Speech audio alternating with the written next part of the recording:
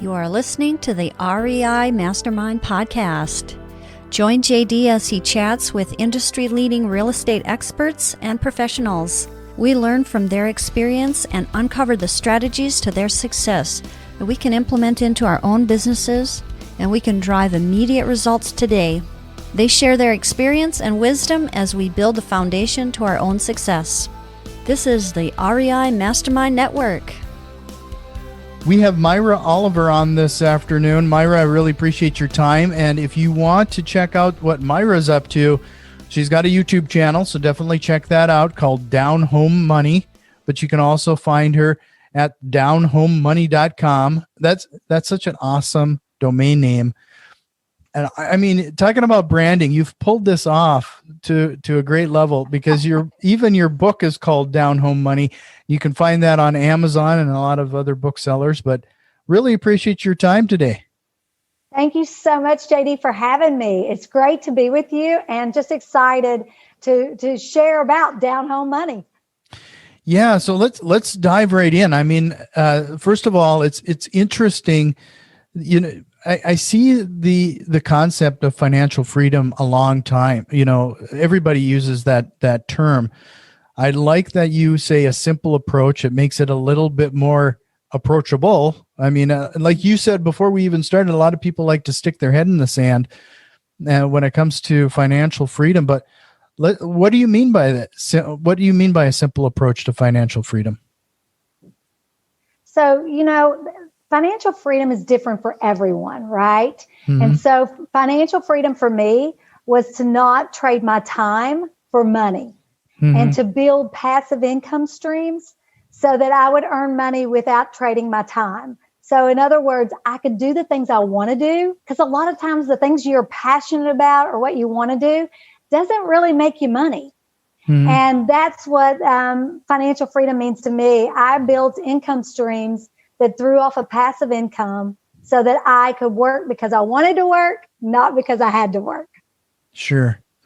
You know, that's one of those things that I think a lot of people, and it might be a mindset thing, you know, where you said about trading your time for money.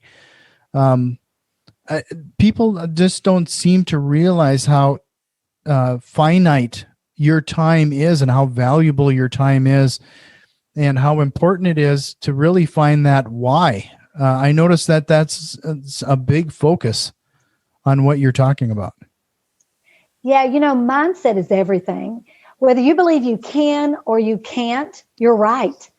And so you've got to get your mindset around if you want financial freedom, you have to be willing to do what others won't so that you can have what they don't have. And financial freedom for a lot of people is they just want enough money to pay their expenses and allow them to spend time with their families. A lot of people are working 12, 14-hour days, and they're not getting to spend quality time with the people they really love. Mm-hmm. And so that's what it's really about. I mean, my whole goal for the book, honestly, was I just wanted to share, because my husband and I was a hairstylist, my husband is a policeman, and our first goal was to buy enough rental property that would throw off enough money to pay our bills. I mean, truly, mm-hmm. that's what our goal was. So we worked really hard in our 20s and our early 30s to build a rental portfolio. We built a portfolio of 10 properties, and it threw us off about $5,000 a month, which allowed me to sell my hair salon and allowed my husband to quit the police department. And then we were free to do what we wanted to and do the hobbies and the things, traveling and the things we wanted to do without being tied to having to go to work every day. So, you know, when you talk about that, is there a strategy or a tactic that people probably need to go through? Like you said, you were targeting your monthly expenses. I mean, I bet you there's not a lot of people who sit down and actually look at their expenses and see what they would need to cover each month. You're exactly right. And honestly, you got to know where you are to know where you're going to go. And so through my book, I share how you've got to first get your mindset right. You need to know why you're doing this, because this is not get rich quick. It's delayed gratification, and it takes longer. It could take 10 to 20 years to set yourself up to be financially free. And so it's so important that you know why, Because if you know why you're doing it, then you're going to keep going on, right? You're going to keep moving forward. And that's why I started my YouTube channel, because I want people to have a place to go to and get weekly inspiration so that they keep moving forward, because your life can get really big when you become debt free and financially free. And so I show people how to get their budget started. I show people how to do their net worth sheet to figure out where they are. And then I also take them through figuring out their freedom number. What is your freedom number? And a freedom number is the amount of money you need monthly to pay your expenses, the essential expenses, your mortgage or your rent, your car payment or your lease, if you're in a lease, your groceries, the utilities. Those are your essentials. And so we work on that. And then we start figuring out, what do we need to do? Personally, I love real estate. I've been in real estate for 30 years, and I love real estate. So I start with real estate and buying that first rental property. Meanwhile, I show them how they can build a portfolio for dividend investing and for retirement portfolio through a brokerage account. And I show them how to do that to start building another passive income through compounding. So that's really, I show them that there's two different ways. Of course, there's lots of different ways, but those are the two ways that put me, by the time I was 33, I became a millionaire through real estate investing. So, as well as I do, real estate, it really made me who I am today. And then I decided, it wasn't as passive as I wanted it to be. And now I'm really building also dividend portfolio that takes a little more money to build, to throw off the investment you can have in real estate, vice versa. The two of those, as far as which is financially less money, it's obviously real estate. Less money down in real estate to make the same, returns as yields. Right. This is kind of reminds me of what I used to do, and I probably actually should get back to it. I took down, the exercise I did. I took down listed all of the expenses I'd have, whether it's internet and car payment and what have you. And I had it on a list, and I had it taped to my bathroom mirror. And then anytime I'd have a different property, I would essentially knock one of those off the list. Yeah. Because then I associated that property or that rental income to that expense. That's exactly that. I love you said that. I used to put affirmations on my mirror all the time because you're exactly right. If you'll start seeing that, if I buy this rental property and it throws me $300 a month net cash for my family, I can use that for the utility bill. Okay, let's go buy another one and work on using that for something else. And maybe it has better cash flow. And we're making $700 a month. So that might be able to pay half the mortgage payment. And if you start seeing your money differently, your money shows up differently. And I watch a lot of people that make a lot of money because I have the opportunity to work with a lot of great real estate professionals. And what I have found, there's a reason over 70% of our population still live paycheck to paycheck. And so I have opportunity to meet with a lot of people, and I coach people. And I found a lot of real estate agents live commission check to commission check. And so I have even met with some that make over $1 million a year. But here they have the same problem that a $50,000 income earner has, which is if you make $1 million a year and you spend $1.2 million, you still have a deficit of $200,000. So it's really not how much money you make. It's how much money you keep and what you do with it. And are you buying assets to throw off a passive income?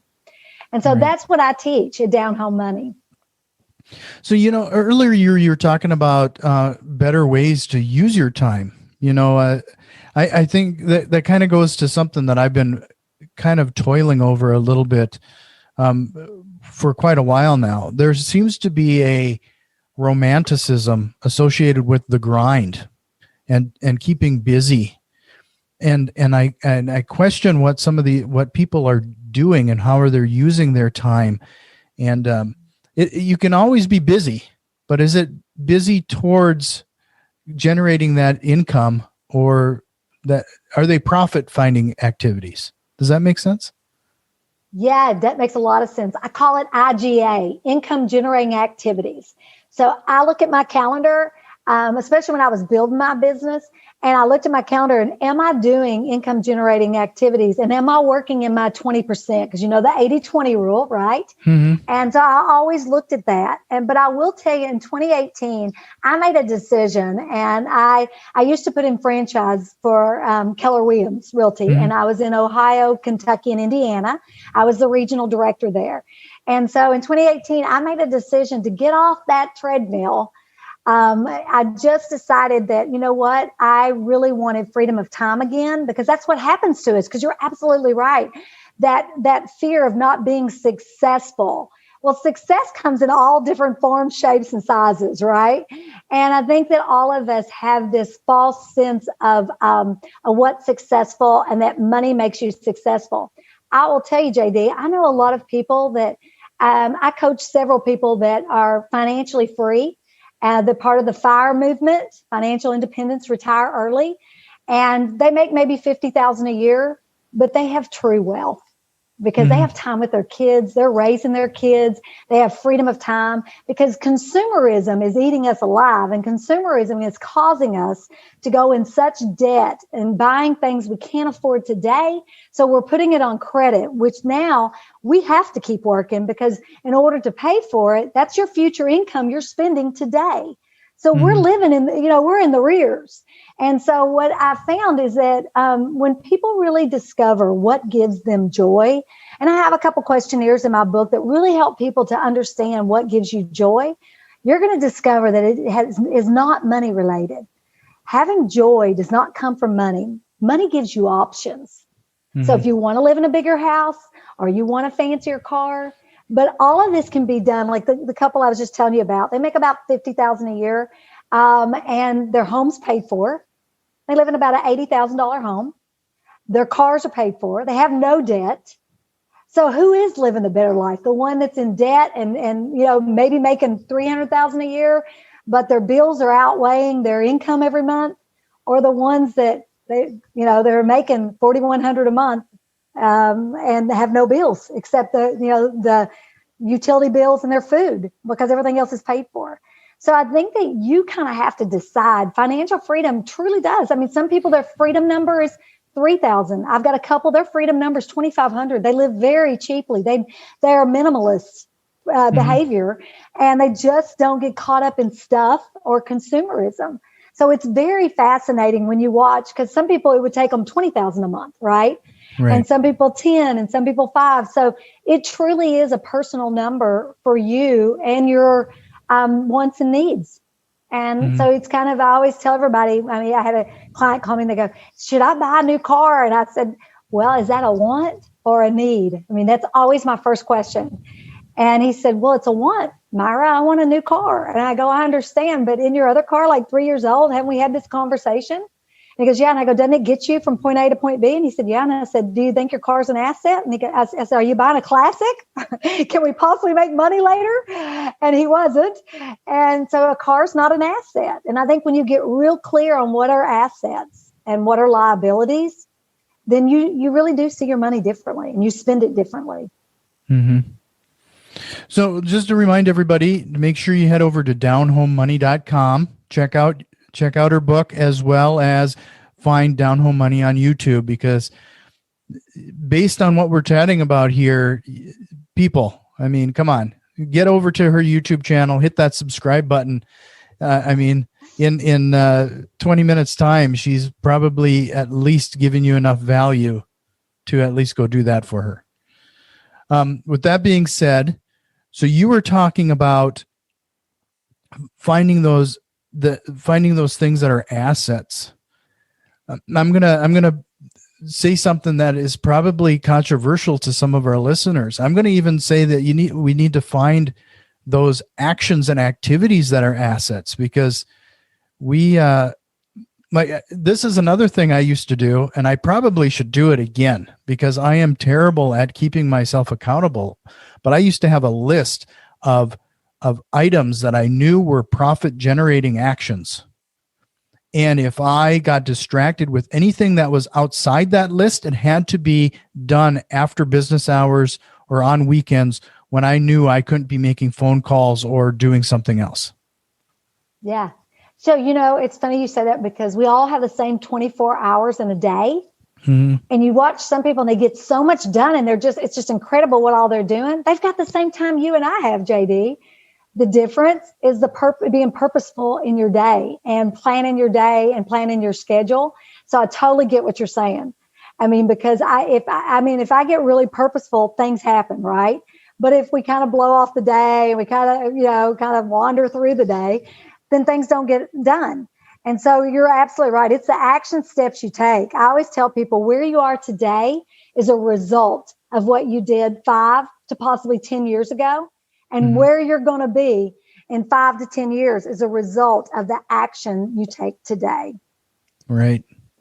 I mean, we even see that in marketing. I mean, if we ever wanted to see, especially in real estate investing, we know that your yellow letters and your postcards, you have to send those out religiously on a regular basis, because the people aren't going to take that response that initial time. It's that repetitive, consistent behavior that you're doing now that will reap the rewards later.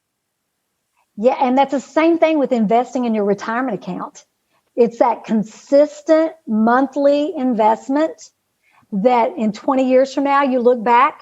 I started when I was in my 20s and doing $100 a month. And I invested in index funds every single month. I mean, they automatically withdrew it. I did it. And after 11 years, I had $165,000 in that account. After a 20-year mark, add 10 more years to that, and I had over $1.1 million in that account in index funds. I had one fund. I never changed it. I never even looked at it. I just did monthly consistent contributions. And that's what I teach. I teach people, no matter what age you are, if you want to reach millionaire status by a certain point in your life, I can show you how much money you need to put in monthly so that you can reach that goal. And a lot of times it's just stop the $5 Starbucks coffee, a day. I mean, because it adds up really quick. That'll get you your $100. Or maybe it's about changing the brands you buy. I mean, my husband and I did a little contest, and we went to Walmart and bought the name brands. And then we went back and bought the great value brands of Walmart. And we saved over $30. That's huge. And I honestly did not notice a difference. And I'm pretty much a snob on my coffee creamer.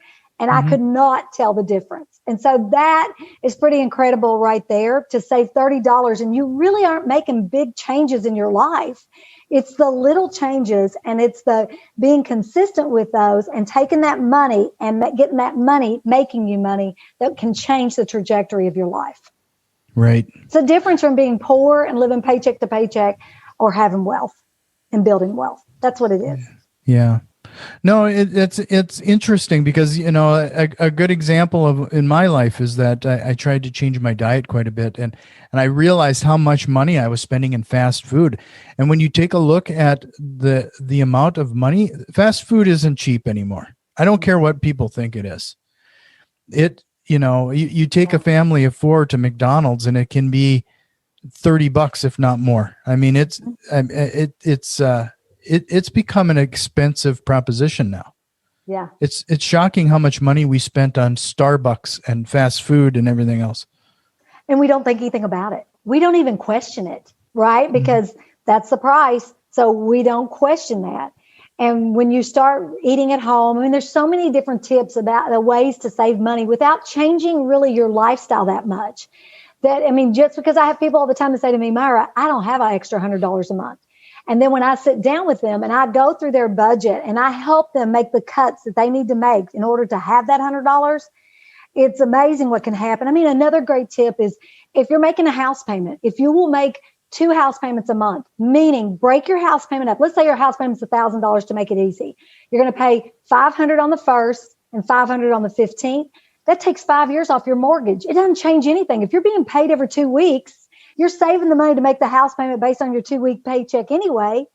Why would you not do that? Because you need to check with your lender. Most will allow it, but that saves you 5 years off your mortgage. And you didn't change anything. It's not costing you any more money. It just happens to be, it makes extra weeks. And so you end up paying an extra payment every year. I mean, there's so many little things you can alter or change. Even when you tell me you don't have money, a lot of times I tell people, listen, there's 2 ways to financial freedom. 1, you cut your expenses. 2, you make more money.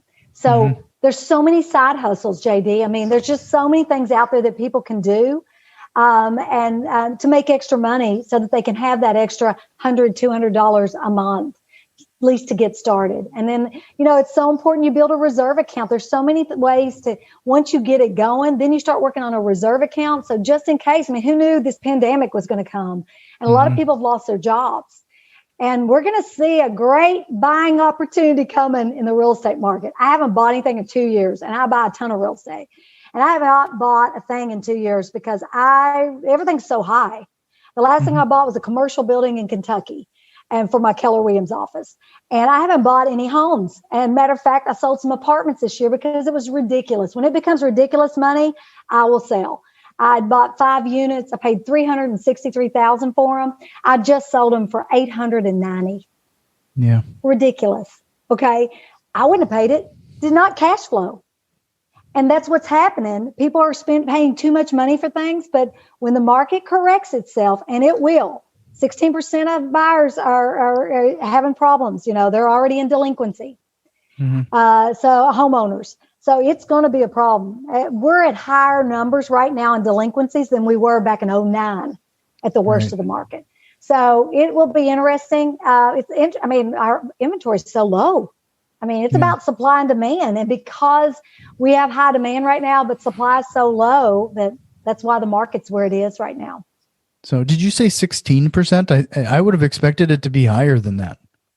Yeah, I pulled the numbers. Matter of fact, I've got it right here. According to CoreLogic, if you watch CoreLogic, yeah. So, I mean, and maybe they are, because what about, I don't know if they're doing, it's just a national single family index is what it is. Sure. But I'm curious. It's crazy. I'm curious. I would expect that, I hate to say this, but the small businesses, there's going to be a lot of commercial property too. There's going to be a lot. Because so many people had to put off paying. I mean, I know that I rent a building in Columbus, Ohio, for my Keller Williams office there, and I know that the landlords were calling saying, "Do you need help or whatever?" Luckily for us, our business increased 18.9% this last year, which is crazy, but that market is really pretty hot in Columbus, Ohio. We did not have those kind of numbers in Denton, Texas. We only increased about 5%, but all 3 of my office increased. They did not go down. In Kentucky, because Amazon moved in, it's right outside Cincinnati. It's in northern Kentucky. Amazon came in and it was over 27% also of an increase in profitability. Which is crazy, right? I mean, it's just crazy. That does not make sense with our economy and all the people losing their jobs and all the things that are going on in the delinquency. They just don't even, and that's why it's a perfect storm. I was in the market pretty heavy, and I remember selling tons of houses in 4, 5, and 6. And I remember when those people that bought those houses at the top of the market back then called me in 7, 8, and 9 wanting to sell their houses. I remember them bringing a lot of money to closing because, especially if they bought it for 3%, because back then FHA's down payment was 3, not 3.5. So if they bought it for 3, and then the market dropped like 8 to 9% in different areas, they're upside down in their house, because by the time, you have fees to sell. I mean, so it's going to be a really interesting time. I think if our government extends the moratorium on evictions and on loans, then I think that, it might be a while before that happens. There is talk to extend it. They extended it through March, and the talk is to extend it through September right now. But if they do that, then that's just going to push all these people can stay in their homes and tenants can stay in their properties. But, landlords are in trouble, too, making their payments. They're expecting tenants to pay them the rent. So it is a perfect storm for, sadly, for some, and it's an opportunity for others. Just that's the world, the way that we live in. Right. Unfortunately, it seems like we're just pushing the avalanche down the road. I mean, it's going to happen eventually. Yeah. So It is. It'll be either the end of the year or I would say the first of next year. Yeah. Because it takes a while for all those foreclosures to get through the court process. Remember, none of them have even started. So that takes some time. So it's going to be, it's scary and sad at the same time. Right. So I always like to wrap things up a little bit with a couple action items that people can do right now. Like, we covered quite a bit of ground talking about financial freedom. Like, what are 2 or 3 of that low-hanging fruit that they can implement right now to get on the right track? Great question. So, number 1, they need to sit down and spend 30 minutes and do their net worth sheet. All they need to do is get a clean piece of paper, draw a line down the middle, put assets at the top, liabilities on the other side, and all their assets, write them down and write their current value, and all their liabilities, write them down on the other side and write what you owe. Mm-hmm. Down at the bottom, you're going to tally up what your assets values are and your liabilities value. Assets minus liabilities equal your net worth. And you need to study that number. And if that's a negative number, which it probably will be if you're in your 20s or 30s, but if you're in your 40s, 50s, 60s, you've really got to take this to heart and you've really got to get serious because that is what you've been working for your whole life.